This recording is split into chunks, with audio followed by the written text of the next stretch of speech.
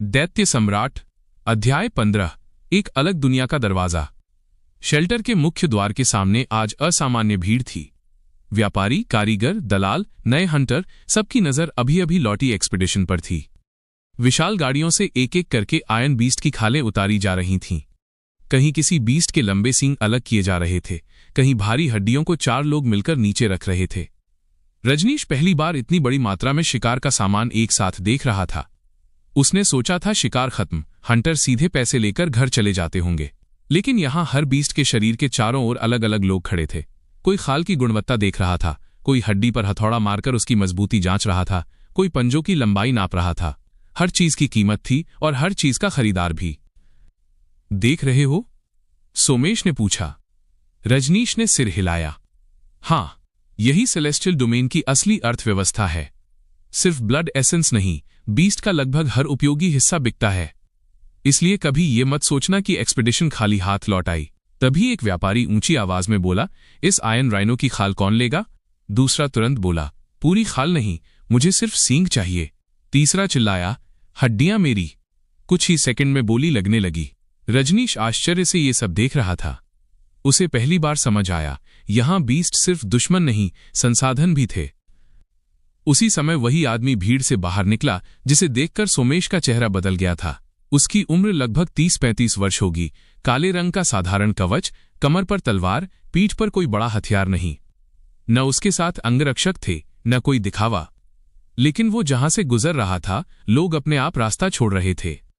रजनीश ने धीरे से पूछा, क्या ये किसी बड़े गिल्ड का नेता है? नहीं। फिर? उसका नाम रुद्रांश सोलंकी। रजनीश ने नाम दोहराया। रुद्रांश? वो किसी गिल्ड में नहीं है? क्या? न अकेला है, न किसी गिल्ड का सदस्य। फिर? वह कॉन्ट्रैक्ट हंटर है। रजनीश पहली बार यह शब्द सुन रहा था। Contract Hunter? हां, बड़े गिल्ड जब किसी खास बीस्ट का शिकार करने निकलते हैं और उन्हें किसी अनुभवी व्यक्ति की जरूरत होती है तो ऐसे हंटर्स को बुलाते हैं। काम खत्म, रास्ते अलग। किसी के अधीन नहीं, किसी के वफादार नहीं, सिर्फ अपने। रजनीश की नजर अब भी रुद्रांश पर थी।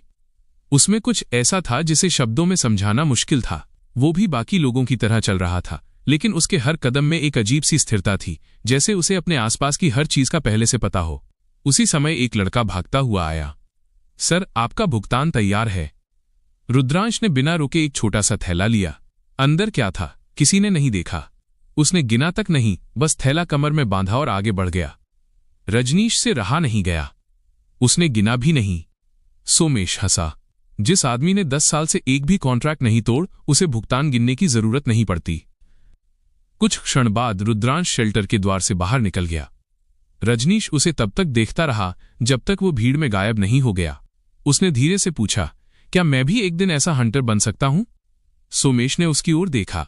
अगर जिंदा रहे तो कुछ भी बन सकते हो, लेकिन उस आदमी को देखकर सिर्फ उसकी ताकत मत देखो। उसके पीछे हजारों घंटे का अभ्यास है, सैकड़ों लड़ाइयां हैं और अनगिनत गलतियां। उस रात रजनीश अपने कमरे में लौटा। उसने तलवार दीवार से टिकाई, फिर कुछ देर उसे देखता रहा। उसकी हथेलियों पर पड़े कठोर छाले अब दर्द नहीं करते थे, लेकिन उन्हें देखकर उसे अपना पहला दिन याद आ गया।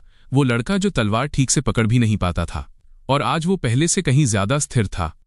उसने तलवार उठाई, कमरे के बीचों बीच खड़ा हुआ और धीरे धीरे पहली बेसिक फॉर्म शुरू की। 1, 2, 3 बार पहले जैसे नहीं रहे थे। उनमें अब जल्दबाजी कम और नियंत्रण ज्यादा था। बाहर रात गहराती जा रही थी, लेकिन रजनीश को पता नहीं था कि अगले कुछ दिनों में उसे पहली बार एक ऐसी लड़ाई देखने को मिलेगी जो उसकी पूरी सोच बदल देगी। और उस लड़ाई में तलवार जीतने का कारण नहीं होगी। अगले 5 दिन रजनीश की जिंदगी फिर उसी लय में लौट आई। सुबह अभ्यास, दोपहर शेल्टर के अलग अलग हिस्सों को देखना, शाम तलवार, रात शरीर के दर्द के साथ नींद। लेकिन इस बार एक फर्क था। अब वो सिर्फ ताकत नहीं बढ़ा रहा था, वो देखना सीख रहा था।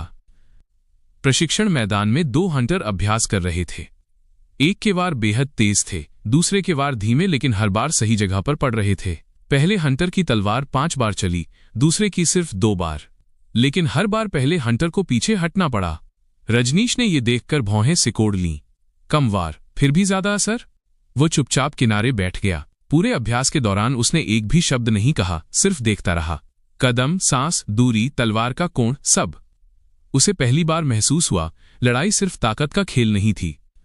उस रात उसने अकेले वही हरकतें दोहराईं, पहले धीरे, फिर तेज, फिर आंखें बंद करके। हर बार उसे अपनी ही कोई नई गलती दिखाई देती। कभी पैर ज्यादा खुल जाते, कभी शरीर आगे झुक जाता, कभी वार के बाद संतुलन बिगड़ जाता। उसने तलवार जमीन पर रख दी और गहरी सांस ली। अकेडमी में मैंने पास होना सीखा था, यहां मुझे लड़ना सीखना पड़ रहा है।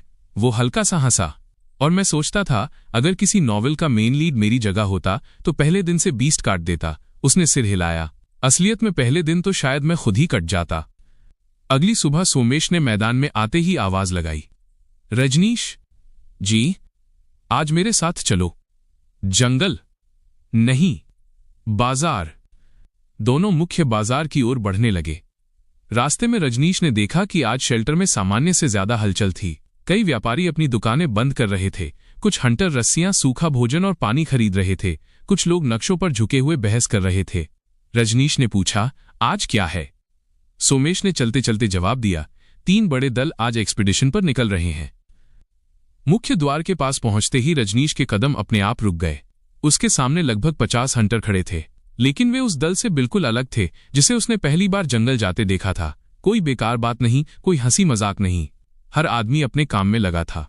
कोई रस्सी जांच रहा था, कोई पानी की मशक, कोई तलवार की धार पर उंगली फेर रहा था। पूरे दल में ऐसा अनुशासन था मानो एक भी शब्द बिना कारण नहीं बोला जाएगा। तभी दल का नेता आगे आया। उसने ऊंची आवाज में कुछ नहीं कहा, बस एक वाक्य, चलो, बस इतना। अगले ही क्षण पूरी 50 लोगों की टीम बिना किसी अफरा तफरी के चल पड़ी। रजनीश उन्हें तब तक देखता रहा जब तक वे जंगल में गायब नहीं हो गए। उसने धीरे से पूछा, ये लोग कौन हैं? सोमेश ने उत्तर दिया, ये वज्रदल हैं। अश्वमेध शेल्टर की सबसे शक्तिशाली टीम नहीं, लेकिन सबसे अनुशासित टीमों में से एक। रजनीश की नजर अब भी जंगल की ओर थी। उसे अचानक एहसास हुआ, वो अब तक हंटर बनने का सिर्फ पहला पन्ना पढ़ पाया था। अभी पूरी किताब बाकी थी। क्या एक दिन मैं भी ऐसी टीम का हिस्सा बनूंगा? सोमेश ने उसकी ओर देखा। अगर उस दिन तक जिंदा रहे तो शायद, लेकिन अभी उस बारे में मत सोचो। क्यों? क्योंकि जिस आदमी ने दौड़ना नहीं सीखा, उसे पहाड़ चढ़ने का सपना नहीं देखना चाहिए। रजनीश ने सिर झुका दिया। बात कड़वी थी, लेकिन गलत नहीं। दोनों वापस बाजार की ओर लौटने लगे। रास्ते में एक बड़ी इमारत के सामने दर्जनों हंटर खड़े दिखाई दिए। कुछ लाइन में थे, कुछ कागज देख रहे थे, कुछ ऊंची आवाज में बहस कर रहे थे। दरवाजे के ऊपर मोटे अक्षरों में लिखा था, हंटर एसोसिएशन। रजनीश ने पहली बार उस इमारत को ध्यान से देखा। यहां क्या होता है? लगभग सब कुछ, सोमेश ने चलते चलते समझाना शुरू किया।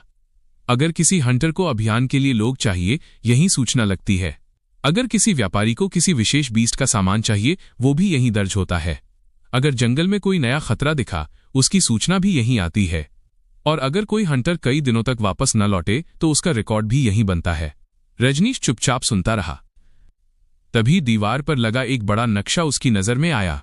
उसमें अलग अलग दिशाओं में कई रास्ते बने थे। कुछ पर हरे निशान थे, कुछ पीले, कुछ लाल और कुछ पूरे काले। ये रंग क्या हैं? सोमेश ने बिना देखे जवाब दिया, हरे रास्ते जहां नए हंटर जा सकते हैं, पीले जहां अनुभवी दल जाते हैं, लाल जहां बिना तैयारी के जाना आत्महत्या है। रजनीश की नजर काले निशानों पर टिक गई। और ये? इस बार सोमेश कुछ पल चुप रहा। इन रास्तों पर जानकारी अधूरी है। कई एक्सपीडिशन गईं, लेकिन पूरी सच्चाई लेकर कोई वापस नहीं आया। रजनीश की रीढ़ में हल्की सिहरन दौड़ गई। उसी समय एसोसिएशन के अंदर अचानक हलचल मच गई। एक आदमी तेजी से अंदर आया। उसके कपड़े धूल से भरे थे, बायां कंधा खून से लाल हो चुका था। वह सीधे सूचना काउंटर तक पहुंचा। दक्षिणी घाटी। आयन नहीं रही। पूरा हॉल एकदम शांत हो गया। काउंटर पर बैठा कर्मचारी तुरंत खड़ा हुआ। पक्का? मैंने अपनी आंखों से देखा है। वहां ब्रॉन्ज बीस्ट का झुंड आ गया है। कुछ हंटर ने तुरंत दीवार पर लगे नक्शे की ओर देखा। कर्मचारी ने बिना एक पल गंवाए हरे निशान पर लाल रंग की मोहर लगा दी। दक्षिणी घाटी अस्थायी रूप से बंद। रजनीश ये सब देखकर स्तब्ध रह गया। इतनी जल्दी? सोमेश ने कहा, जंगल हर दिन बदलता है। जो रास्ता कल सुरक्षित था, आज मौत बन सकता है। इसीलिए यहां जानकारी हथियार से कम महत्वपूर्ण नहीं है। रजनीश की नजर फिर उस लाल निशान पर गई। उसे पहली बार महसूस हुआ, सेलेस्टियल डोमेन किसी खेल का नक्शा नहीं था। यह एक जिंदा दुनिया थी, जहां हर दिन हर घंटे कुछ न कुछ बदल रहा था। और जो हंटर इन बदलावों को पढ़ना नहीं सीखता, वो ज्यादा दिन जिंदा नहीं रहता। हंटर एसोसिएशन से बाहर निकलते ही सोमेश अचानक रुक गया। सामने एक बड़ा पत्थर का चबूतरा था जिस पर दर्जनों नाम खुदे हुए थे। कुछ नामों के आगे तारीख लिखी थी, कुछ के आगे सिर्फ एक शब्द लापता। रजनीश कुछ क्षण तक उन नामों को पढ़ता रहा। ये अश्वमेध शेल्टर के हंटर जो वापस नहीं लौटे। रजनीश की नजर सबसे नीचे लिखे एक नाम पर टिक गई।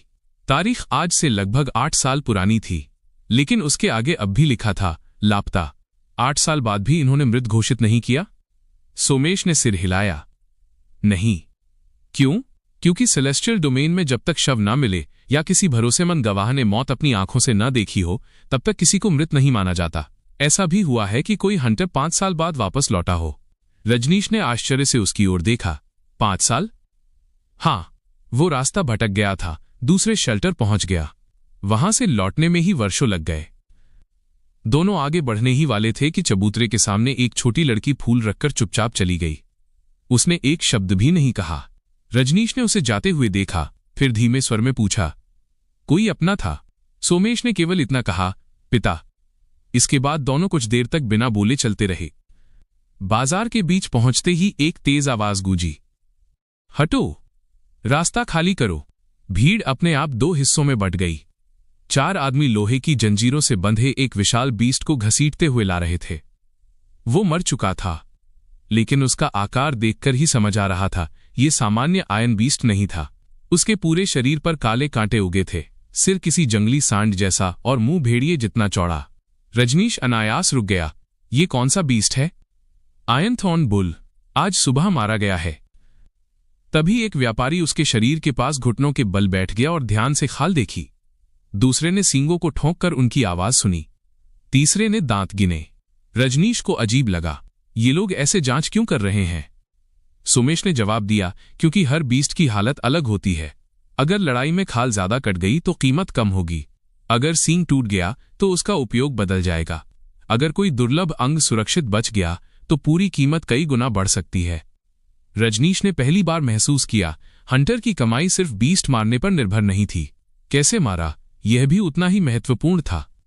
अगर बेवजह शरीर को नुकसान पहुंचा तो कमाई आधी भी हो सकती थी। उसी समय एक आदमी ऊंची आवाज में बोला, पूरी खाल सही सलामत है, आज अच्छा दाम मिलेगा। भीड़ में खड़े कई व्यापारी एक साथ उसकी ओर बढ़ गए।